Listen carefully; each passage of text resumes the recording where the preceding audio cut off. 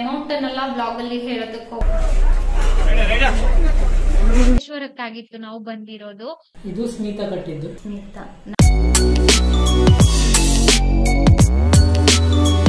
Hello ಸ್ನೇಹಿತರೆ, welcome back to my channel. Good morning ಸ್ನೇಹಿತರೆ. ಇವತ್ತು ಮಂಗಳವಾರ. ನಾನು ಬಟ್ಟೆ ಎಲ್ಲ ವಾಶ್ ಮಾಡಿ ಹಾಕ್ತಾ ಇದ್ದೆ. ಇವತ್ತು ತುಂಬಾ ಚೆನ್ನಾಗಿ ಬಿಸಿಲಿತ್ತು. ಸೀರೆನ ತೊಳ್ದ್ಬಿಟ್ಟು ಹಾಕಿದ್ದೆ. ಶುಕ್ರವಾರ ನಾನು ಲಕ್ಷ್ಮೀ ಪೂಜೆಗೆ ಹೋಗಿದ್ದೆ ಅಲ್ವಾ, ಆ ಸೀರೆ ಹಾಗೆ ಉಳ್ಕೊಂಡಿತ್ತು, ವಾಶ್ ಮಾಡಿರ್ಲಿಲ್ಲ. ನಾನ್ ಹೇಗೆ ಅಂತಂದ್ರೆ ಒಮ್ಮೆ ಸೀರೆ ಹಾಕೊಂಡ್ರು ಹಾಫ್ ಅನ್ ಅವರ್ ಆಗ್ಲಿ 1 ಅವರ್ ಆಗ್ಲಿ ಸೀರೆನ ವಾಶ್ ಮಾಡ್ಬಿಟ್ಟು ಹಾಕ್ತೀನಿ. ಅಕ್ಕನ್ ಜೊತೆ ಮಾತಾಡ್ತಾ ಇದ್ದೆ. ಅಕ್ಕ ಕೂಡ ಬಟ್ಟೆ ವಾಶ್ ಮಾಡ್ತಾ ಇದ್ರು. ಹಸು ಬಂದು ಎಲ್ಲ ಮೇಯ್ತಾ ಇದೆ ನೋಡಿ. ಇಲ್ಲಿ ಕಾಂಪೌಂಡ್ ಸರಿ ಇಲ್ಲ ಅಲ್ವಾ, ಹಾಗಾಗಿ ಆರಾಮಾಗಿ ಕಾಂಪೌಂಡ್ ಒಳಗಡೆ ಬರ್ತದೆ. ವಿಡಿಯೋ ಅಪ್ಲೋಡಿಂಗ್ ಕೆಲಸ ನಡೀತಾ ಇದೆ. ತುಂಬಾ ದಿನ ಆಗಿತ್ತು ಕ್ಯಾಮೆರಾ ಮುಂದೆ ಬಂದು ಮಾತಾಡ್ದೇನೆ. ಕಳೆದ 2 ದಿನದ ಹಿಂದಿನ ವ್ಲಾಗ್ ನೋಡ್ಬಿಟ್ಟು ನನ್ಗೆ ಕೇಳ್ತಾ ಇದ್ರು ವ್ಯೂವರ್ಸ್, ತುಂಬಾ ಜನ ಕೇಳ್ತಾ ಇದ್ರು, ಯಾಕೆ ನೀವು ತುಂಬಾ ಸಣ್ಣ ಆಗಿದ್ದೀರಿ ವಿದ್ಯಾ, ತುಂಬಾ ಸಣ್ಣ ಆಗಿದ್ದೀರಿ ಅಂತ. ಇತ್ತೀಚೆಗೆ ಸ್ನೇಹಿತರೆ ಹೆಲ್ತ್ ಇಶ್ಯೂಸ್ ಇರುವುದಂತೂ ನಿಜ, ಸುಳ್ಳು ಹೇಳ್ತಾ ಇಲ್ಲ. ಅದಕ್ಕೋಸ್ಕರನೋ ಏನು ಅಂತ ಗೊತ್ತಿಲ್ಲ, ಪ್ರತಿದಿನ ಎಷ್ಟು ಊಟ ತಿಂಡಿ ಮಾಡ್ತಿದ್ದೆ ಅಷ್ಟೇನೆ ಮಾಡ್ತಾ ಇದ್ದೀನಿ. ಆದ್ರೂ ಕೂಡ ಇತ್ತೀಚೆಗೆ ತುಂಬಾ ಸಣ್ಣ ಆಗ್ತಾ ಇದ್ದೀನಿ. ವೀಕ್ನೆಸ್ ಫೀಲ್ ಆಗ್ತಾ ಇದೆ. ಇನ್ನ ಒಂದು ತುಂಬಾ ಜನ ಹೇಳ್ತೀರಿ ಯೋಗ ಮಾಡಿ ಹೆಲ್ದಿ ಫುಡ್ ಅನ್ನ ತಿನ್ನಿ ಅಂತೆಲ್ಲಾನು. ನಾನು ಕೂಡ ನನ್ನ ಲೈಫ್ ಸ್ಟೈಲ್ ಅನ್ನ ಚೇಂಜ್ ಮಾಡ್ಕೊಳ್ಬೇಕು ಅಂತ ಅನ್ಕೊಳ್ತಾ ಇದ್ದೀನಿ. ಅಂದ್ರೆ ಸ್ವಲ್ಪ ಕಾಳುಗಳನ್ನೆಲ್ಲ ನೆನೆ ಹಾಕಿ ತಿನ್ಬೇಕು ಅಂತೆಲ್ಲಾನು. ಹಾಗೇನೆ ನಾನು ಸಂಜೆ ಸ್ವಲ್ಪ ಹೊತ್ತು ಯೋಗ ಮಾಡ್ತೀನಿ, ಬೇಸಿಕ್ ಅಷ್ಟೇ ಮಾಡ್ತೀನಿ. PCOS ಗೆ ಸಂಬಂಧಪಟ್ಟಿದ್ದು. ಕೆಲವೊಂದ್ ದಿನ ಯೋಗ ಮಾಡ್ತೀನಿ, ಕೆಲವೊಂದ್ ದಿನ ಮಾಡೋದಿಲ್ಲ ಸ್ನೇಹಿತರೆ. ಈ ತರ PCOS ಗೆ ಅಂತ ನಾನು ಸರ್ಚ್ ಮಾಡ್ಬಿಟ್ಟು ಯೂಟ್ಯೂಬ್ ಅಲ್ಲಿ ಮಾಡ್ತಾ ಇದ್ದೀನಿ. ಇನ್ನ ಒಂದೇನಂತಂದ್ರೆ ಕಳೆದ ಬ್ಲಾಗ್ ಅಲ್ಲಿ ನಾನು ಹೇಳಿದ್ದೆ, ನಮ್ಮನೆಯವರು ಸೋಮವಾರ ಸಂಜೆ ಎಲ್ಲ ಸ್ವಲ್ಪ ಓಡಾಡ್ತಾ ಇದ್ರು. ನನಗೂ ಕೂಡ ಸ್ವಲ್ಪ ಮನಸ್ಸಿಗೆಲ್ಲ ಕಸಿ ಬಿಸಿ ಆಗ್ತಾ ಇತ್ತು ಅಂತ ಕೊನೆಗೂ ನಾವು ಕಾರನ್ನ ಸೇಲ್ ಮಾಡಿದ್ವಿ. ತುಂಬಾ ಆಸೆ ಪಟ್ಟು ತಗೊಂಡಿದ್ದಾಗಿತ್ತು. ತಗೊಂಡಿರೋ ಸೆಕೆಂಡ್ ಹ್ಯಾಂಡ್ ನಿಜಾನೇ, ಆದ್ರೆ ತುಂಬಾ ಆಸೆ ಪಟ್ಟು ತಗೊಂಡಿದ್ವಿ. ಅಂದ್ರೆ ಏನು ಒಂಥರ ತುಂಬಾ ಪ್ರೀತಿ ಇತ್ತು ಅದ್ರ ಮೇಲೆ. ಕೊಡ್ಬಾರ್ದು ಇರ್ಲಿ ಅಂದ್ರೆ ಕಷ್ಟ ಕಾಲದಲ್ಲಿ ತುಂಬಾ ನಮ್ಗೆ ಏನೋ ಒಂಥರ ಹೆಲ್ಪ್ ಮಾಡಿದ್ದೆ ಅಂತಾನೆ ಹೇಳ್ಬಹುದು. ತುಂಬಾ ಹೆಲ್ಪ್ ತಗೊಂಡಿದೀವಿ ಆ ಗಾಡಿಯಿಂದ. ಎಷ್ಟೆಷ್ಟೋ ದೂರ ಎಲ್ಲ ಟ್ರಾವೆಲ್ ಮಾಡಿದ್ವಿ. ಈ ತರ ಎಲ್ಲಾನು ನಮ್ ನೋವುಗಳಲ್ಲಿ ಅದು ಕೂಡ ಭಾಗಿಯಾಗಿತ್ತು. ನಾನು ಇರ್ಲಿ ಅಂತಾನೆ ಇಷ್ಟು ದಿನ ತಳ್ಕೊಂಡ್ ಬಂದಿದ್ದೆ. ಆದ್ರೆ ಇತ್ತೀಚೆಗೆ ಏನಾಗ್ತಾ ಇತ್ತು ಅಂತಂದ್ರೆ ಸ್ವಲ್ಪ ಖರ್ಚು ಬರ್ತಾ ಇತ್ತು. ಇನ್ನ ಒಂದೇನಂತಂದ್ರೆ ನಾವು ಇರ್ಲಿ ಅಂತಾನೆ ಅನ್ಕೊಳ್ತಾ ಇದ್ವಿ, ಆದ್ರೆ ಖರ್ಚು ಬರ್ತಾ ಇತ್ತು. ಪದೇ ಪದೇ ಓದೋದಲ್ಲೆಲ್ಲ ಸ್ವಲ್ಪ ನಿಲ್ತಾ ಇತ್ತು. ಹಾಗಾಗಿ ಕೊಟ್ಬಿಟ್ಟು ಬೇರೆ ನೋಡುವ, ಸ್ವಲ್ಪ ಒಳ್ಳೆ ಗಾಡಿ ನೋಡುವ ಅಂತ ಅನ್ಕೊಂಡ್ವಿ. ತೀರಾ ಕಡಿಮೆ ಬೆಲೆಗೆನೆ ನಾವು ಸೇಲ್ ಮಾಡಿರುವಂತದ್ದು. ನಾನು ಮತ್ತೆ ಅಮೌಂಟ್ ಅನ್ನೆಲ್ಲ ಬ್ಲಾಗ್ ಅಲ್ಲಿ ಹೇಳೋದಕ್ಕೆ ಹೋಗೋದಿಲ್ಲ. ನಿನ್ನೆಲ್ಲ ಏನೋ ಒಂಥರ ಬೇಜಾರ್ ಅಂತ ಅನಿಸ್ತಾ ಇತ್ತು. ರೀಸನ್ ಇಷ್ಟೇನೆ, ತುಂಬಾ ಪ್ರೀತಿಯಿಂದ ತಗೊಂಡಿದ್ದಾಗಿತ್ತಲ್ವಾ. ನಾವು ಸೆಕೆಂಡ್ ಹ್ಯಾಂಡ್ ತಗೊಳ್ಳಿ ಅಥವಾ ಹೊಸದೇನೆ ತಗೊಳ್ಳಿ, ಕೆಲವರಿಗೆ ಅಂದ್ರೆ ತೀರಾ ಒಂದು ಅಟ್ಯಾಚ್ಮೆಂಟ್ ಇರ್ತದೆ. ನಮಗೂ ಕೂಡ ಹಾಗೆ ಆಗಿತ್ತು. 1 ರೂಪಾಯಿನೂ ಕೂಡ ಸೇವಿಂಗ್ಸ್ ಮಾಡಿ ನಾವು 2.25 ಲಕ್ಷ ರೂಪಾಯಿ ಕೊಟ್ಟು ತಗೊಂಡಿದ್ದಾಗಿತ್ತು. ಇವಾಗ ಕಡಿಮೆ ಬೆಲೆಗೆ ಹೋಯ್ತು, ಬೇಜಾರಿಲ್ಲ. ಯಾಕೆಂತಂದ್ರೆ ಸ್ವಲ್ಪ ಖರ್ಚುಗಳೆಲ್ಲ ಇತ್ತು. ಖರ್ಚಿಗಿಂತಲೂ ಕೊಟ್ಟು ಸ್ವಲ್ಪ ಬೇರೆ ಒಳ್ಳೇದ್ ನೋಡುವ ಅಂತ ನಾವ್ ಅನ್ಕೊಂಡಿದ್ದಾಗಿತ್ತು. ಇಷ್ಟೇನೆ. ನಾನು ಇಷ್ಟು ಬೇಗನೆ ಸೇಲ್ ಆಗ್ತದೆ, ಅದು ನಿನ್ನೆ ಹೋಗ್ಬಿಡ್ತದೆ ಅಂತ ನಮ್ಗೆ ಕನ್ಸಲ್ಲೂ ಕೂಡ ಗೊತ್ತಿರ್ಲಿಲ್ಲ. ನಿನ್ನೆ ಬೆಳಿಗ್ಗೆ ಎಲ್ಲ ಇತ್ತು. ರಾತ್ರಿ ಹೊತ್ತಿಗೆ ಒಬ್ರು ಶೋರೂಮ್ ಅವರು ಏಜೆನ್ಸಿ ಬಂದು ತಗೊಂಡೋಗಿದ್ದಲ್ವಾ. ಶೋರೂಮ್ ಅಲ್ಲ, ಏಜೆಂಟ್ ಅವ್ರು ತಗೊಂಡೋಗಿರುವಂತದ್ದು. ಒಳ್ಳೇದಾಗ್ಲಿ, ಮುಂದೆ ತಗೊಂಡ್ ಹೋದವರಿಗೂ ಒಳ್ಳೇದಾಗ್ಲಿ. ಯಾಕೆಂತಂದ್ರೆ ನಾವು ಆ ಕಾರಲ್ಲಿ 5-6 ವರ್ಷ ಓಡಾಡಿತ್ತಲ್ಲ. 5-6 ವರ್ಷ ಓಡಾಡಿದ್ದು ಎಲ್ಲೂ ಕೂಡ ಯಾರ ಗಾಡಿಗೂ ಕೂಡ ಇಷ್ಟೂ ಕೂಡ ಟಚ್ ಆಗಿರ್ಲಿಲ್ಲ. ಅಂದ್ರೆ ಅಷ್ಟು ಒಳ್ಳೆ ಅಷ್ಟು ಕೇರ್ಫುಲ್ ಆಗಿ, ಅಂದ್ರೆ ಗಾಡಿ ನಮ್ಗೆಲ್ಲೂ ಕೂಡ ಒಂದು ಏನ್ ಹೇಳ್ತಾರೆ ಹಾನಿ ಮಾಡ್ಲಿಲ್ಲ. ಚೆನ್ನಾಗಿತ್ತು. ತಗೊಂಡವರಿಗೂ ಕೂಡ ಒಳ್ಳೇದಾಗ್ಲಿ. ಅಂದ್ರೆ ನಾವು ಪ್ರಾಬ್ಲಮ್ಸ್ ಎಲ್ಲ ಹೇಳೇನೆ ಕೊಟ್ಟಿರೋದು, ಮುಚ್ಚಿಟ್ಟೇನ್ ಕೊಟ್ಟಿಲ್ಲ. ಅಂದ್ರೆ ಇಷ್ಟ ಅಂದ್ರೆ ಇಂತಿಂತದ್ದು ಖರ್ಚಿದೆ ಅಂತ ಅಲ್ವರಿ ನೋಡ್ಕೊಂಡೆ ತಗೊಂಡೆ. ಹೇಳ್ಕೊಟ್ಟಿದ್ದು ಮೋಸ ಮಾಡ್ಕೊಟ್ಟಿದ್ದಲ್ಲ. ಅಮೌಂಟ್ ಸ್ವಲ್ಪ ನಮ್ಗೆ ಕಡಿಮೆ ಸಿಕ್ತು ಬಿಟ್ರೆ ಇನ್ನೇನಿಲ್ಲ.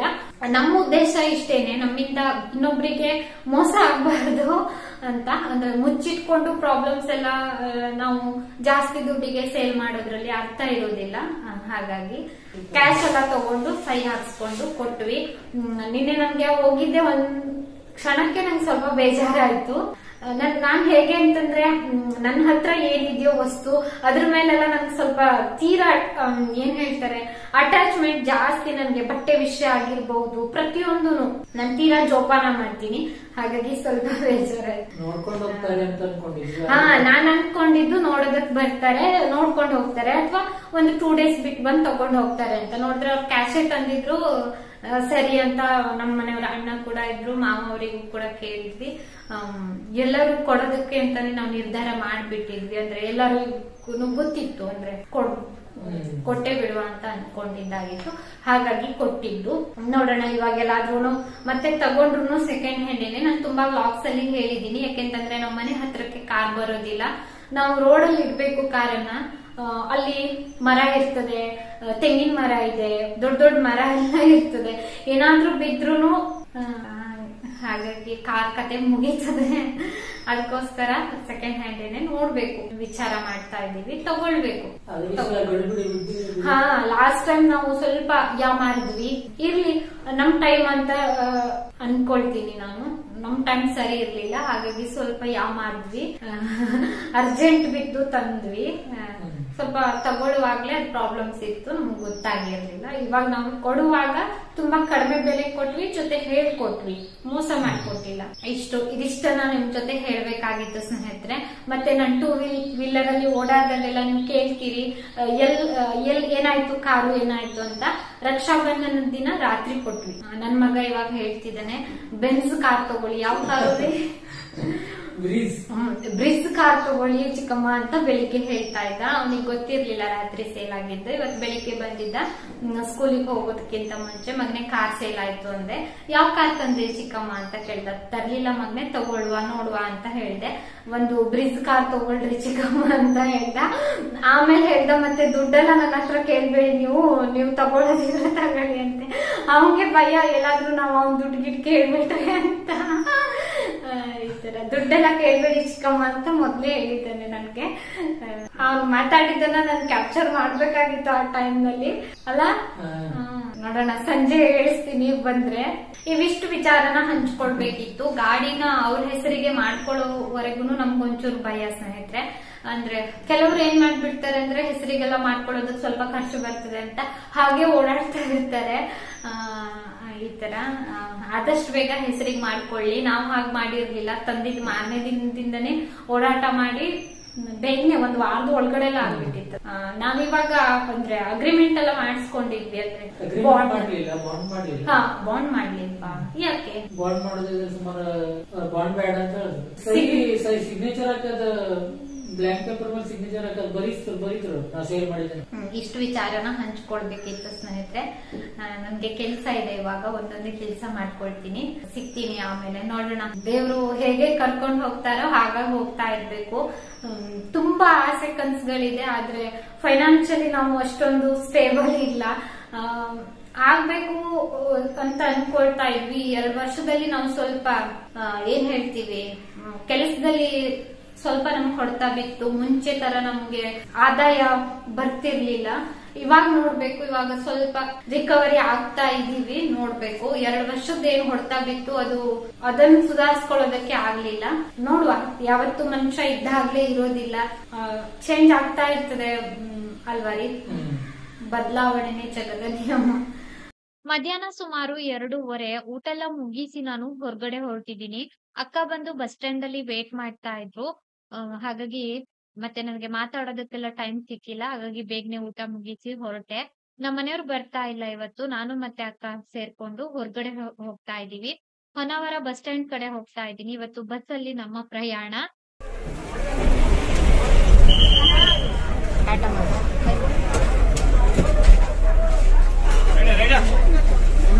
ಅಂತೂ ಬಸ್ ಹತ್ತಿ ಕೂತ್ವಿ. ಇವಾಗ ಫ್ರೀ ಬಸ್ ಅಲ್ವಾ, ತುಂಬಾ ಜನ ತುಂಬಾ ಚೆನ್ನಾಗಿ ಓಡಾಡ್ಕೊಂಡಿದ್ದಾರೆ ಬಸ್ ಅಲ್ಲಿ.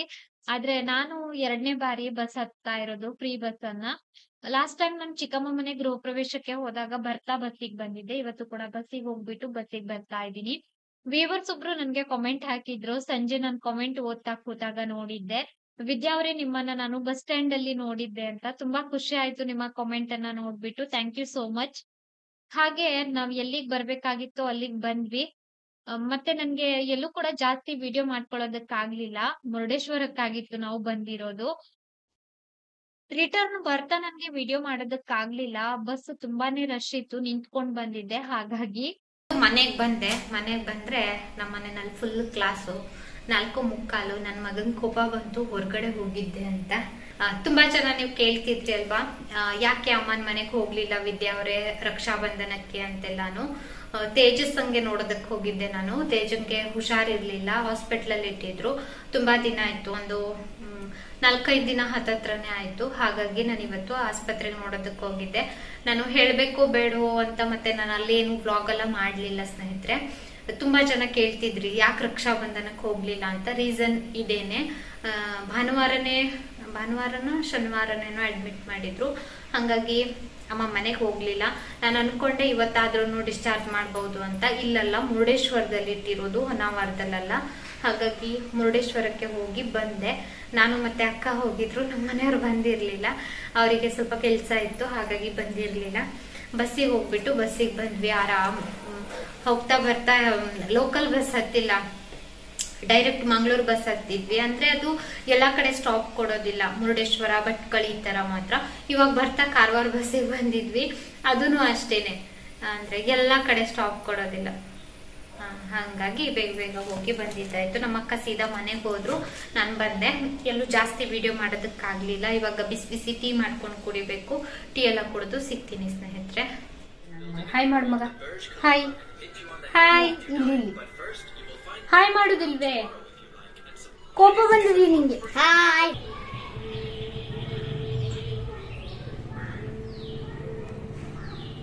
ಸಂಜೆ ಹೊರಗಡೆ ನಿಂತ್ಕೊಂಡ್ರೆ ಸೂರ್ಯ ಮುಳುಗ್ತಾ ಇರುವಂತಹ ದೃಶ್ಯ ಕೂಡ ನೋಡ್ಬಹುದು. ಹಾಗೇನೆ ನಾನು ಧಾರಾವಾಹಿ ನೋಡ್ತಾ ಕೂತಿದ್ದೆ, ನಿನಗಾಗಿ ಧಾರಾವಾಹಿ ನೋಡ್ತಾ ಇದ್ದೆ. ಇದೊಂದ್ ಧಾರಾವಾಹಿ ನೋಡ್ತೀನಿ. ಇದ್ರಲ್ಲಿ ಒಂದು ಪುಟ್ಟ ಹುಡುಗಿ ಇದ್ದಾಳಲ್ವಾ, ಅವಳು ನನ್ಗೆ ತುಂಬಾ ಇಷ್ಟ. ಹಾಗಾಗಿ ರಾತ್ರಿ ನಮ್ಮ ಮನೆಯವ್ರು ಬಂದ್ರು, ಸ್ವಲ್ಪ ಬೇಗನೆ ಬಂದ್ರು ಇವತ್ತು. ನಾಳೆ ರಾಯರ ಆರಾಧನೆ ಅಲ್ವಾ, ಹಾಗಾಗಿ ನಾನು ಹೂವ, ಹಣ್ಣು ಮತ್ತೆ ಹಾಲೆಲ್ಲ ತಗೊಂಡ್ ಬರ್ರಿ ಅಂತ ಹೇಳಿದ್ದೆ.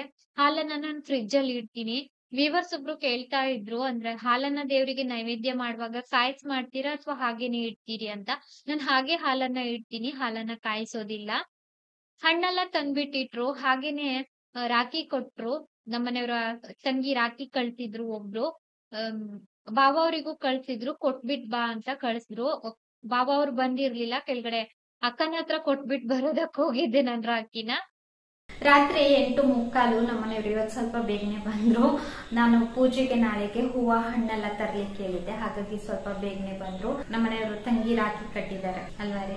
ಎಷ್ಟು ರಾಖಿ ಆಯ್ತು ತೋರಿಸಿ.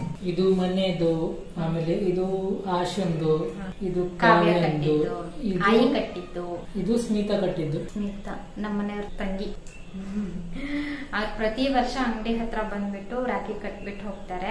ಯಾವಾಗ್ಲೂ ಇವ್ರನ್ನ ನೆನ್ಪಿಟ್ಕೊಂಡು ಅವ್ರ ಮದ್ವೆಗಿಂತ ಮುಂಚೆಯಿಂದ ಕಟ್ತಿದ್ರಲ್ಲ, ಅವ್ರ ಮದ್ವೆಗಿಂತ ಮುಂಚೆಯಿಂದ ಕಟ್ತಾ ಇದ್ರಂತೆ. ಇವಾಗ್ಲೂ ಕಟ್ತಾ ಇದಾರೆ ರಾಖಿನ. ಅವ್ರ ಮಕ್ಕಳೆಲ್ಲ ಸುಮಾರು ದೊಡ್ಡವರಾಗಿದ್ದಾರೆ. ತುಂಬಾ ಪ್ರೀತಿ, ಯಾವಾಗ್ಲೂ ಬಂದು ನೆನ್ಪಿಟ್ಕೊಂಡು ಒಂಥರ ಖುಷಿ ಸ್ನೇಹಿತರೆ. ನಮ್ಮ ಮನೆಯವರಿಗೆ ರಾಖಿ ಕಟ್ಬಿಟ್ಟು ಬಾವ ಅವರಿಗೂ ಕೂಡ ಒಂದ್ ಕೊಟ್ಬಿಟ್ಟು ಹೋಗ್ತಾರೆ. ಊಟಕ್ಕೆ ಹೋಗ್ಬೇಕು, ಊಟ ಎಲ್ಲ ಮುಗಿಸಿ ಕಿಚನ್ ಎಲ್ಲ ಕ್ಲೀನ್ ಮಾಡ್ಕೊಳ್ಬೇಕು. ನಾನು ಊಟ ಮುಗಿಸಿ ಸಿಗ್ತೀನಿ. ಮನೆಗೆ ಬಾ ಒಂದಿನ ಅಂತ ಹೇಳಿದ್ಲು, ಹೋಗ್ಲಿಕ್ಕೆ ಆಗಿಲ್ಲ ನಿಮ್ಗೆ? ನಮ್ಮ ಮನೆಯವರು ಹೋಗಿದ್ರು ಗೃಹ ಪ್ರವೇಶಕ್ಕೆ ಲಾಸ್ಟ್ ಇಯರ್. ನನ್ಗೆ ಹೋಗೋದಕ್ಕಾಗಿರ್ಲಿಲ್ಲ. ನೋಡೋಣ ಯಾವಾಗಾದ್ರೂ ಸಮಯ ಸಿಕ್ಕದಾಗ ಹೋದಾಗ ವಿಡಿಯೋ ಮಾಡಿ. ರಾತ್ರಿ 10:15 ಊಟ ಎಲ್ಲ ಮುಗಿಸ್ಕೊಂಡು ಕಿಚನ್ ಕ್ಲೀನ್ ಮಾಡಿ ಬಂದು ವಿಡಿಯೋಗೆ ವಾಯ್ಸ್ ಓವರ್ ಕೊಡ್ತಾ ಕೂತಿದ್ದೆ. ಇನ್ನು ನಾನು ಇವತ್ತಿನ ವ್ಲಾಗ್ ಅನ್ನು ಕೂಡ ಇಲ್ಲಿಗೆ ಎಂಡ್ ಮಾಡ್ತಾ ಇದ್ದೀನಿ ಸ್ನೇಹಿತರೆ. ವಿಡಿಯೋ ಇಷ್ಟ ಆಗಿದ್ದಲ್ಲಿ ಒಂದು ಲೈಕ್ ಮಾಡಿ. ಚಾನಲ್ ಅನ್ನ ಹೊಸದಾಗಿ ನೋಡ್ತಾ ಇದ್ರೆ ದಯವಿಟ್ಟು ಸಬ್ಸ್ಕ್ರೈಬ್ ಮಾಡ್ಕೊಳ್ಳಿ. ಹೋಗ್ಬರ್ತೀನಿ, ಸಿಗೋಣ ಇನ್ನೊಂದು ವಿಡಿಯೋದೊಂದಿಗೆ. ಅಲ್ಲಿವರೆಗೂ ನಿಮಗೆ ಧನ್ಯವಾದ.